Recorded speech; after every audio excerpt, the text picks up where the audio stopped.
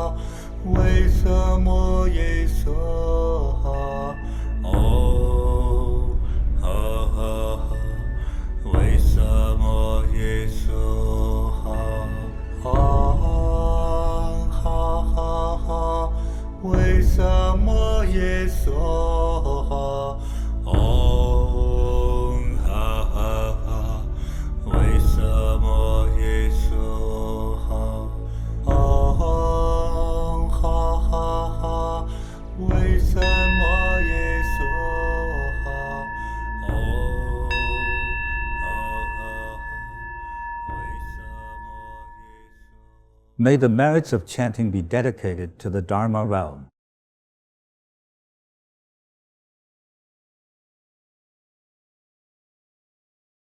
Dedicated to the Buddha and Bodhisattvas.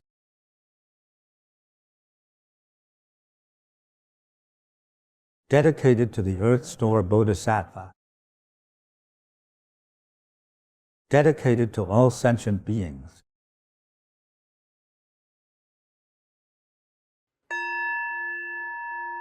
I wish everyone health and longevity.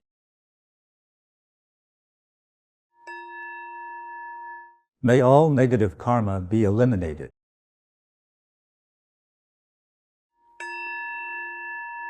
May our departed loved ones be freed from the evil paths.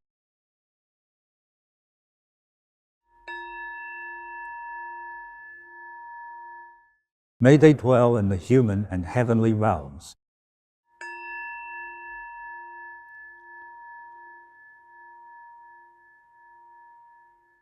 May all troubles be eliminated.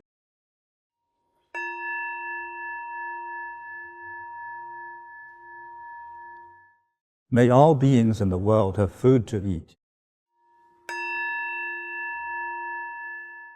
May everyone have a job.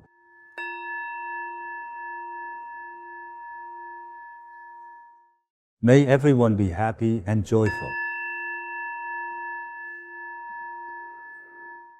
May the world be at peace.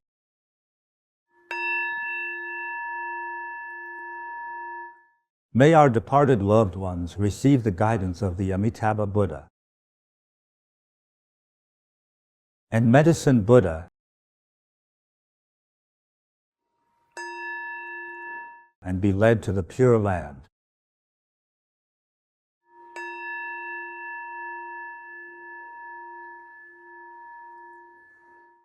May all beings' wishes come true.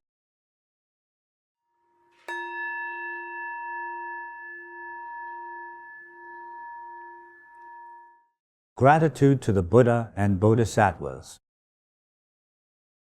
This opportunity is truly rare. We've completed another 8 days of practice and chanting. So many people chanted together sincerely. Imagine how many beings can be freed from the evil paths and from the suffering of hell. Especially be freed from the hell of incessant suffering. I feel extremely happy. First, it benefits our departed loved ones. It benefits our parents of past lives. They can all be freed from the evil paths and hell. In the future, they will enjoy peace and freedom in the heavens or the Pure Land. We have all learned a profound lesson ourselves. Many people will have changed their minds and opened their eyes to rediscover themselves and understand themselves better. This has directly benefited even more people, helping them go from misfortune to achieving all their wishes and experiencing auspiciousness.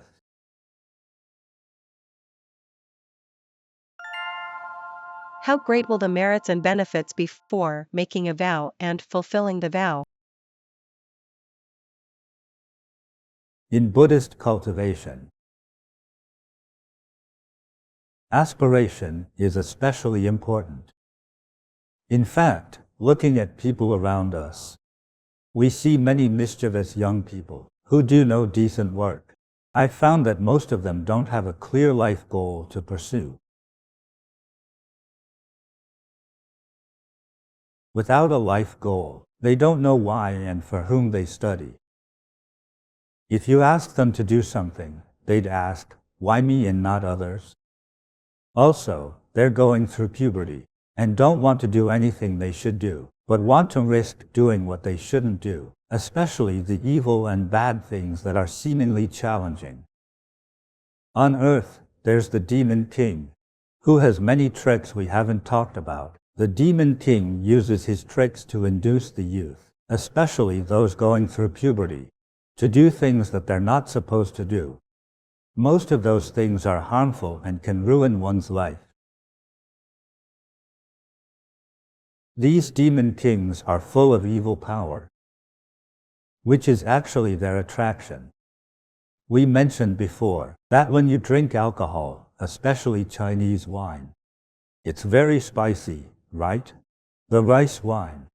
Be you a man or a woman, after a few drinks, you'd feel like eating chilies. You get used to it and will crave it. After getting used to alcohol, you'll crave spiciness.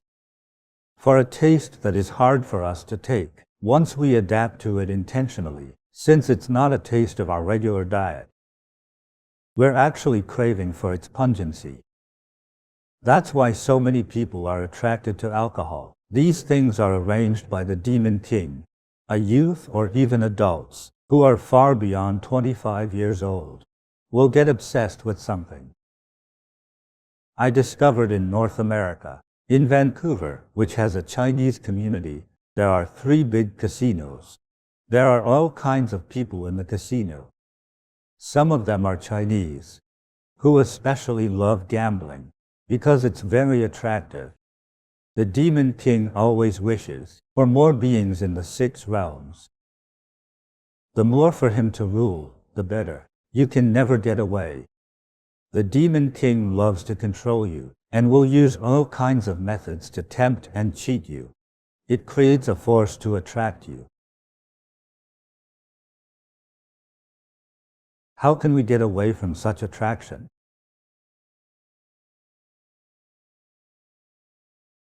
First of all, you must have a pursuit. I mean, as an ordinary person. Say, you want to be a doctor. My mother is so sick and no one can cure her. I want to be a doctor in the future and cure this sickness for my mom and all mothers. What a good wish. If you have such a goal, you'll be motivated to act. You're very likely to study hard, enter a medical school, and become a good doctor to help people. When you have a goal, it'll be your strong motivation. You won't be muddled. You'll figure out what subjects you must do well in to get into a medical school. To be a martial arts master, you need to meet requirements for enrolling in Shaolin Temple or a martial arts school, or you may find a martial arts master to learn from. You need to meet the requirements, such as being healthy with 4 limbs and not too stupid. For those who practice martial arts or dance, they have to be diligent. You have to persist and enjoy what you do. Then, you might become a dancer, martial arts elite or martial arts master. When you start doing it, you'll get up early to practice in the morning. To improve your physical constitution, you get motivation to pursue a higher level. Learning Buddhism, you have to set your mind. What the Buddha said was quite reasonable. You start to believe, and then you trust. Finally, it becomes your belief. What is a belief? It's your whole life and spiritual support. When I feel pain, my belief supports me. When I lose motivation at work, my belief supports me. When I face death, my belief and my Buddha and God protect me. When I make a life choice, my Buddha and God show me the way. When you have a belief, you have power. But it's still not enough. It's just a common belief. Say, the Buddha said, 1. You have to make offerings. 2. You have to chant. Chanting is practicing Dharma. Making offerings is to assist Dharma practice. Will you follow? If you believe, you follow. Right? To follow is to act. If you say, all right, I do believe in my heart, but I don't act or chant, and I won't make offerings. You don't do anything the Buddha asked you to do. Is that a belief? Of course not, right? If you truly believe, you'll act. To believe, to vow, to act. Because I trust, and it becomes a belief. In fact, the Buddha repeatedly told you that you must have a wish. Say, your wish is very low. In fact, everyone has wishes. Say, our smallest wish is, my Buddha, Please bless me to get into a good high school. It's a wish of kids, right? The mother's wish. Let my kid get into a good school. Let my son find a good wife. Let my daughter get a good husband. To have a happy and peaceful life. You see, everyone has a wish. There are also long-term wishes and short-term wishes. Married housewives wish to have a harmonious, auspicious family. These are all our wishes. If you want to realize your wish, the Buddha said, chant the Earth Store Bodhisattva's holy name 1,000 times daily. Will you chant? The mothers will follow. That's the action. You say you have no money to make offerings. Can you offer your labor? Yes, I can. Where is the Bodhi Meditation Center? If you want to realize your wish, you can't be lazy at work. You can't say, why am I the one working? Why are the others only standing there and ignoring me? No one comes to greet me. No one buys me a drink. And I don't even have a spiritual comfort. If, inside your heart, there's such a wish and pursuit, you won't care if others praise you or not. You won't care what others do to you. Because the wish in your heart is very firm and urgent. Belief itself is based on your need. If your wish is urgent, you can. For example, your beloved husband is seriously ill and staying in the ICU. If you can't find a good doctor and pay for treatment, he might die. You'll become a widow. If you really love your husband and have some savings to pay $800 daily for the hospital, will you pay for it? Yes. If you really love him, you will pay for it.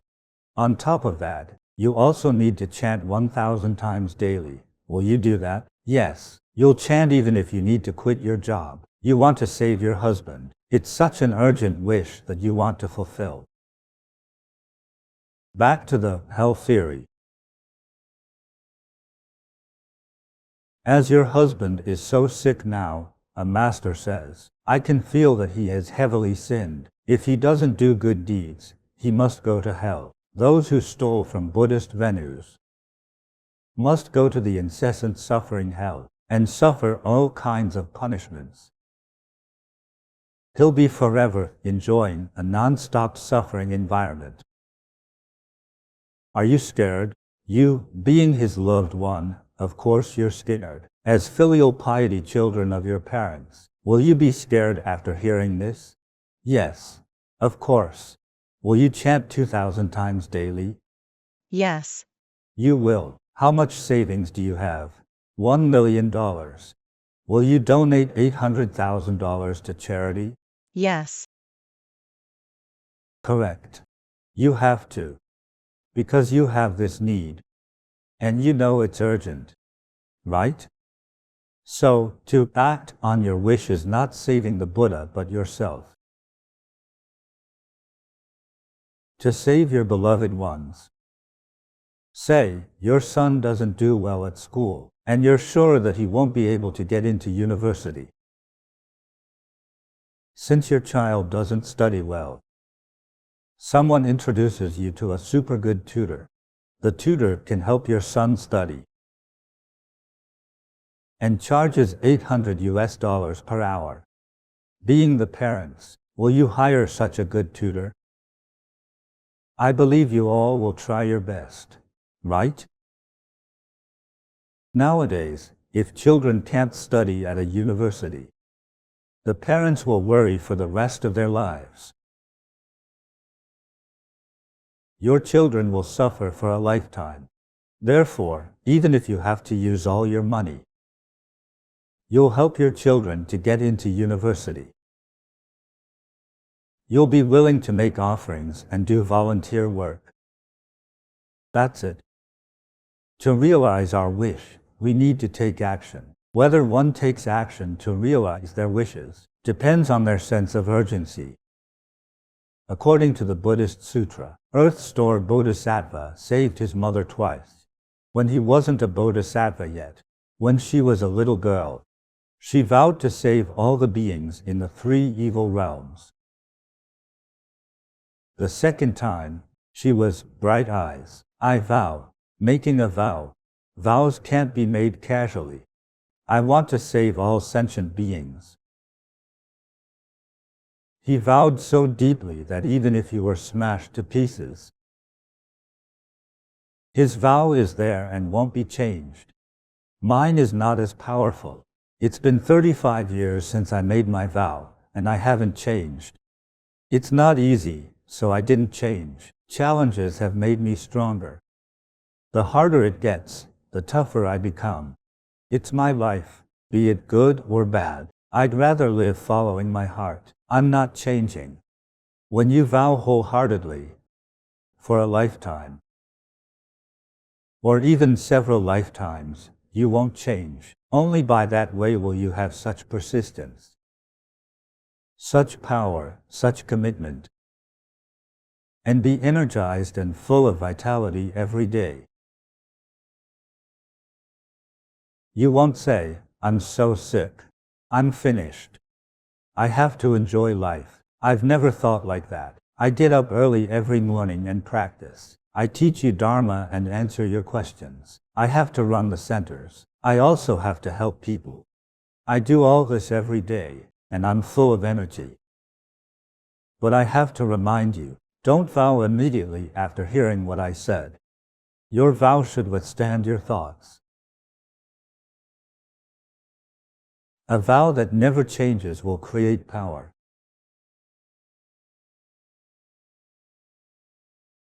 Let me tell you a secret of vowing. The bigger the vow is, the more power and wisdom you can have. All enlightened Buddhas and Bodhisattvas, including Guanyin and Earth Store, attain their achievements because of their vows. All the younger friends who I've helped know to study hard and be a good person. Because I told them, I create my own life. When there's a wish, there's a goal to pursue in life. And they know what to do. You don't need to beat or scold them. They go their way, because of the motivation of the wish. Those who used to be troublemakers, rascals or scoundrels, will become nice kids, because of their wishes. I persist in teaching Dharma because of my wish. Earth Store Bodhisattva is persisting. It's his wish, just like the Buddha said. If hell is not empty, you won't attain Buddhahood. How many years now? Tens of millions of years. You don't feel annoyed? No, I don't. Every day, he was thinking, there are still so many suffering beings. I need to hurry up to save them. He is busy saving those suffering beings. That's it. When you have such a great vow, gods will protect you, Buddha will bless you, and sentient beings will love you. Once you have such a wish, you have limitless power. Some may have obstacles in life. Some need to pass an exam. Some want to recover from their diseases or pay back a loan sooner. To resolve all kinds of troubles in life, all the friends are willing to help others by chanting the Buddha's and Bodhisattva's holy name to eliminate their calamities and accumulate virtues. Also, for the deceased and the dying who are facing their last trial. Let's chant, on behalf of them, to the Buddha and Bodhisattvas for getting guidance to paradise. For those who are scared of falling into evil realms, we chant and pray, so they won't fall into evil realms. We hope that the merits and energy of our chanting can help them eliminate all calamities. This is necessary. I suggest to all my disciples and all the friends here who agree with me that we chant together for everybody. No matter whether we chant for blessings, protection, long life, solutions, or even for helping the dying and the deceased. I suggest that you must chant happily and devotedly. Look at this Earth Store Bodhisattva Thanka. If you send this to others, I think you're helping them. Then, if you can guide them to listen to my teachings on the Earth Store Sutra, you've saved a family. This is an extremely important and great deed. I want to remind all the friends online. From now on, you'll become a compassionate person. If you really want to, please put your palms together. I'm a compassionate person. I'm a compassionate person. I'm willing to help all beings. I'm willing to help all beings. To gain happiness. To gain happiness. My wish. My wish. Will last forever. Will last forever. And will never change. And will never change. That's okay. Thank you, Grandmaster. After making this vow, many who thought they didn't have wisdom will have the wisdom to help others once they've vowed. Let me tell you, if the vow you made just now is true, gods and deities who are watching will begin to protect you. Just like that, deities start protecting you. As a matter of fact, the more people we help, the faster we gain wisdom and liberation. That's the fastest way to get enlightened. Helping others is helping ourselves. You shouldn't care for the merits gained from helping others. You're just helping yourselves. And when you leave this world, do you know where to go? You don't know, indeed. From now on, you re-examine yourself, and you'll help others with your genuine compassion. All right. Please join me and put your hands together. Namo Earth Store Bodhisattva. Namo Earth Store Bodhisattva. Namo Earth Store Bodhisattva. The merit I gain from teaching on the Earth Store Bodhisattva Sutra. I'm willing to dedicate it to the Dharma realm, to benefit all the beings in the human world, heaven, and 6 realms. Whether they have forms or not, may all beings be liberated. I wish you all a healthy and happy life. Received. Have a happy family. Received. May all your beautiful wishes come true. Thank you, Grandmaster.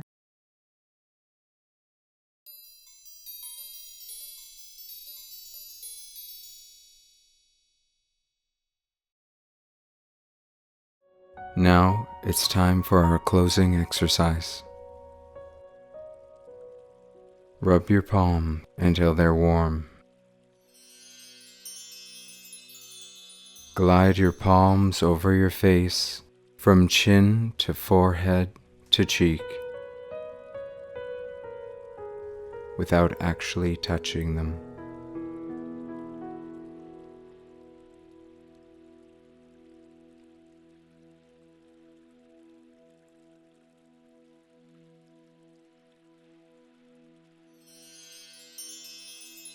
Rub your palms until they're warm.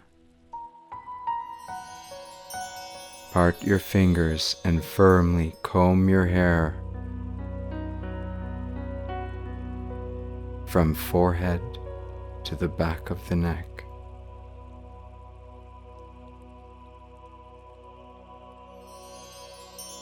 Rub your palms. Pat your entire body from top to bottom. Pat your head firmly with relaxed wrists. Do it calmly.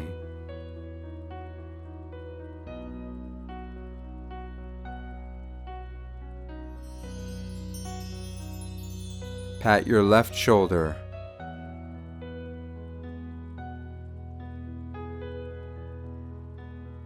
Then pat your right shoulder.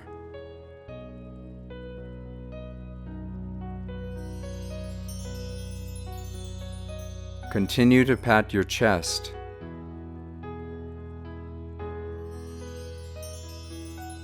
Then pat your left armpit down to the side of your rib cage.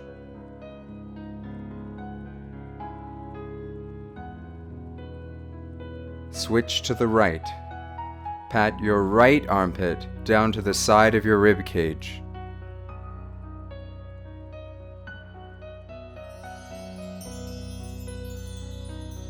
Next, pat your abdomen with relaxed hands. Please stand up slowly.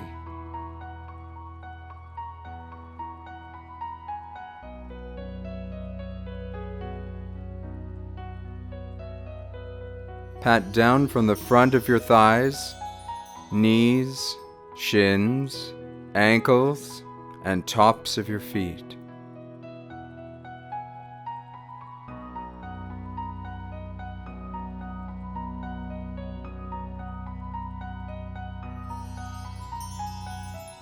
Gently pat the lower back, down to the buttocks, down to the back of your thighs,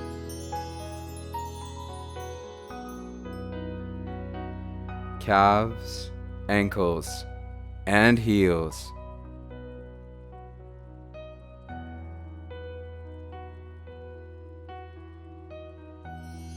Continue to pat the inside and outside of your legs.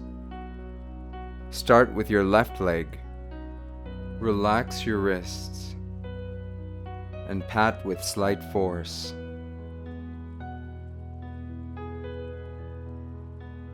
Then pat your right leg.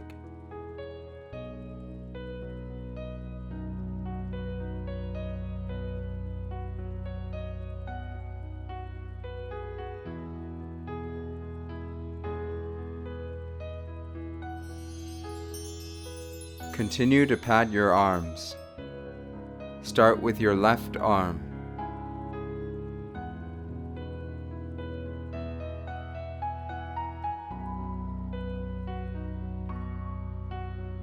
Then pat your right arm.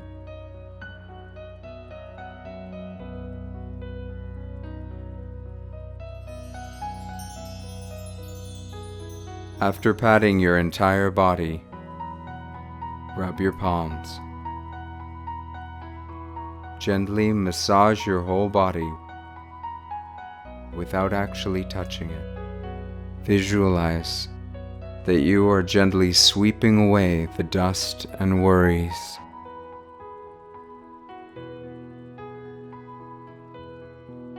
You are becoming healthy and happy. At the same time, think, I'm closing this meditation practice.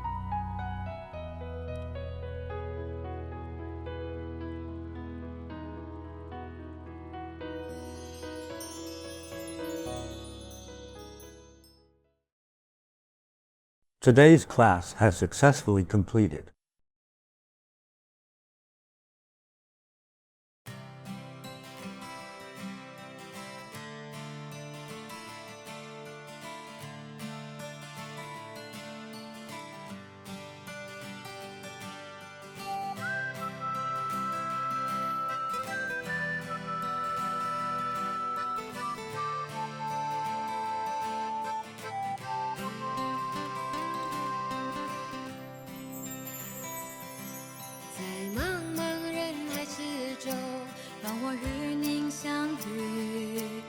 小的红点里，人生就此欢喜。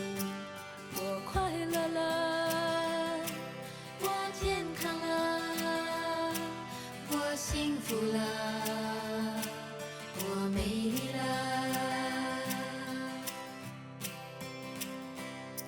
在茫茫人海之中，让我与你相遇。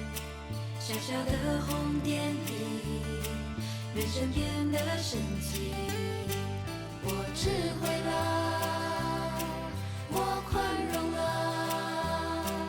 我慈悲了，我自在了。因为有了你，生命变得更坚定，不忧忧无虑。因为有了你，日子不再有哭泣，不再有恐惧。我快乐了。